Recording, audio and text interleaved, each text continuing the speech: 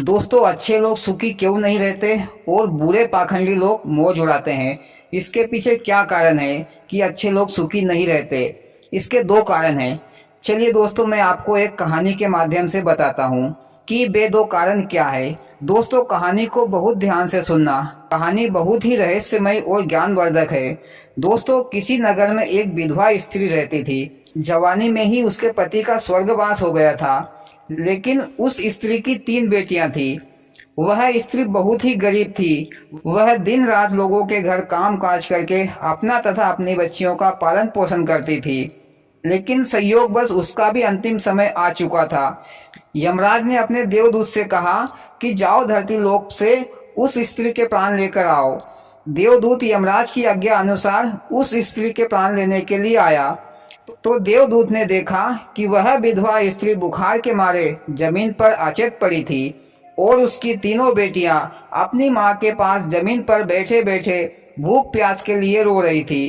कुछ देर रोते रोते वे बच्चियां अपनी माँ के ऊपर ही सिर रखकर बेसुध होकर सो गई।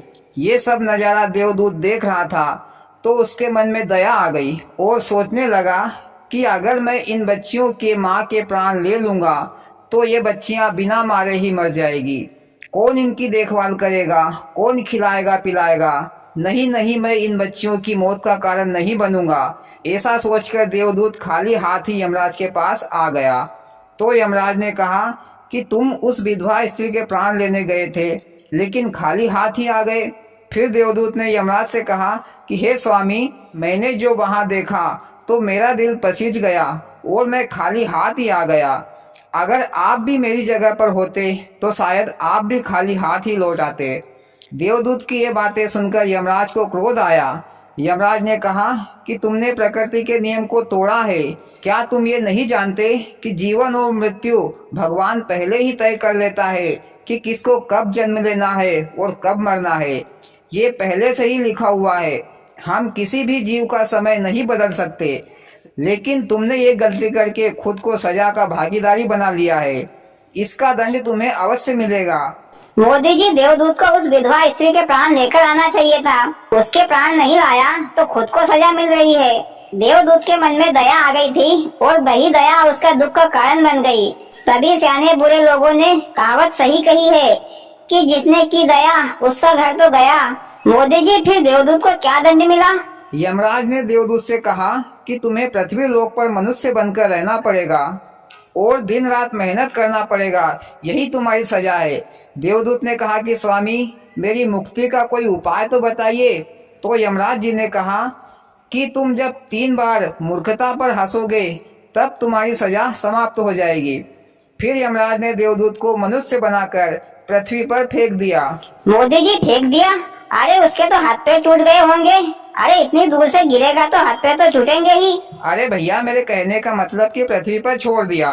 देवदूत के पास एक भी कपड़े नहीं थे। देवदूत को यमराज ने पूरी नग्न अवस्था में पृथ्वी पर छोड़ा और उस समय सर्दी का मौसम था।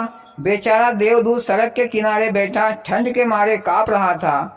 इधर एक मोची अपने बच्चों के लिए कपड़े खरीदने के लिए बाजार उसी रास्ते से जा रहा था।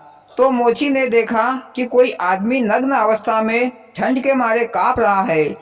तो वह मोची बाजार से उस देवदूत आदमी के लिए कपड़े और कम्बल लेकर आया और उसे दे दिया और कहा कि भैया, तुम्हारा घर कहाँ है, मैं तुम्हें घर तक छोड़ देता हूँ। तो उस देवदूत आदमी ने कहा कि भैया, मेरा इस संसार में कोई नहीं है, ना ही मेरा कोई घर है और ना ही मेरा कोई रिश्ता नाता है। तो मोची को उस आदमी पर दया आ गई और वह उस आदमी को अपने साथ अपने घर ले आया। इधर मोची की पत्नी ने जब मोची के पास अपने बच्चों के लिए कपड़े नहीं देखे तो वह मोची से झगड़ने लगी। लो मोदी जी, मोची ने भी दया दिखाई। भगवान जाने मोची के साथ अब क्या होगा। इधर मोची और उसकी पत्नी का झगड़ा देखकर देवदूत आदमी जोरों से हंसने लगा।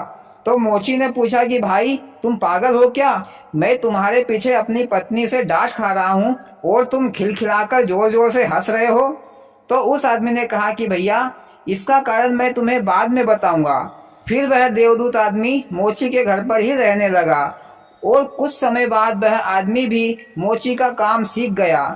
वह बढ़िया बढ़िया जूते चप्पल बनाता। उसके बनाए गए जूते चप्पल बाजार में और आसपास के इलाकों में बहुत फेमस होने लगे और राजा महाराजा लोगों को भी उसके द्वारा बनाए गए जूते चप्पल बहुत भाने लगे। इस तरह मोची की कुछ ही महीनों में अच्छी खासी कमाई होने लगी और वह माला माल और धनवान आदमी बन गया। मोदी जी, उस देवदूत आदमी ने तो मोची को माला माल कर दिया। हाँ भैया, क्योंकि वह देव था, आदमी नहीं। फिर एक दिन राजा का सिपाही चमड़ा लेकर मोची के घर पर आया और मोची से कहा कि राजा साहब ने इस चमड़े के जूते बनाने को कहा है। यह चमड़ा बहुत ही कीमती है, इसके जूते ही बनाना। अगर गलती से भी चप्पल बना दी तो राजा साहब तुम्हें बहुत बड़ा दंड देंगे। मोची ने कहा कि जी सिपाही जी। फिर मोची ने उस चमड़े को उस देवदूत आदमी को दे दिया और 10 बार ये कह दिया कि इस चमड़े का जूता ही बनाना है, गलती से चप्पल मत बना देना। देवदूत आदमी ने कहा कि ठीक है, लेकिन उस आदमी ने उस चमड़े का जूतों की जगह पर चप्पल बना दी। दूसरे दिन मोची ने देखा कि उस आदमी ने जूतों की जगह पर चप्पल बना दी तो मोची को बहुत गुस्सा आया।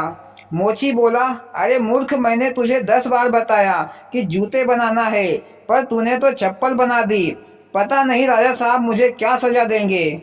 ऐसी बातें बोल रहा था और मोची अपने हाथों में डंडा लेकर उस देवदूत आदमी को मारने के लिए लपका कि इतने में ही राजा का सिपाही जूते लेने आ गया। सिपाही को आता देखकर मोची की तो सांसें ही थम गई। सिपाही पास आया और मोची से बोला कि उस चमड़े का चप्पल बनाना है, क्योंकि राजा साहब का रात में ही देहांत हो गया है। तो राजा साहब की ये परंपरा है कि चमड़े की चप्पल पहनाकर ही आरती को ले जाएंगे। सिपाही के मुंह से ऐसी बातें सुनकर मोची की जान में जान आ गई। मोदी जी, मोची की जान क्या घूमने फिरने निकल गई थी क्या, जो जान में जान आ गई? भैया, डर के कारण उसके सांसें थम गई थी। और भैया, जान घूमने फिरने निकल जाती है तो वापस नहीं लौटती।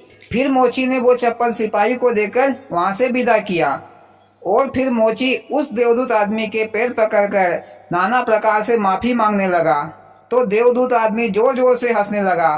तो मोची ने पूछा कि भाई, तुम क्यों हंस रहे हो? तो देवदूत ने कहा कि भाई, मैं समय आने पर इसका कारण बता दूंगा। मोदी जी, देवदूत आदमी के हंसने का क्या कारण था जो वो बार बार हंस रहा था? हाँ भैया, मैं बताता हूँ। फिर मोची के पास 3 लड़कियों के साथ एक बुढ़िया आई अपने लिए चप्पल बनवाने के लिए।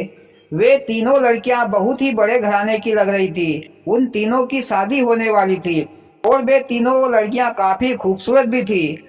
उन तीनों लड़कियों को देखकर देवदूत उन्हें पहचान गया। ये वही तीनों लड़कियां हैं जो मैं बचपन में इनके माँ के प्राण लेने आया था, पर आज तो मुझे ये काफी धनवान मालूम पड़ती है। तो बुढ़िया ने कहा कि हाँ बेटा, इन लड़कियों की माँ बचपन में ही मर गई थी, तो मैंने इनका लालन पालन करके बड़ा किया है। मेरे पास करोड़ों की संपत्ति है, पर मेरा भी इस दुनिया में कोई नहीं है, तो मैंने इन्हें अपनी बेटियां बना ली है और इनकी शादी बड़े घराने में होने जा रही है। अब इनके पास दौलत की कोई कमी नहीं है। फिर वे चारों वहां से चल दिए। उनकी ये बातें सुनकर देवदूत आदमी फिर जोरों से हंसने लगा। तो मोची ने कहा कि भैया, तुम्हारे हंसने का कारण तो बताओ। तो देवदूत ने कहा, क्योंकि देवदूत 3 बार हंस चुका था, कि भैया, मैं एक देवदूत हूँ। मैं धर्मराज की सजा के कारण इस धरती लोक पर आया हूँ। मैं इन तीनों लड़कियों के प्राण लेने आया था, तो धर्मराज ने मुझे सजा देकर धरती पर पहुंचा दिया था। आज मैं अपनी मूर्खता पर हंसा, क्योंकि मैंने इन तीनों लड़कियों की माँ के प्राण नहीं ले गया था। अगर इन लड़कियों की माँ नहीं मरती तो आज ये लड़कियां भी गरीबी में अपनी जिंदगी काट रही होती। तो भैया, भगवान जो भी करता है भले के लिए करता है। उनकी माँ के मरने से आज वो तीनों लड़कियां बहुत धनवान है।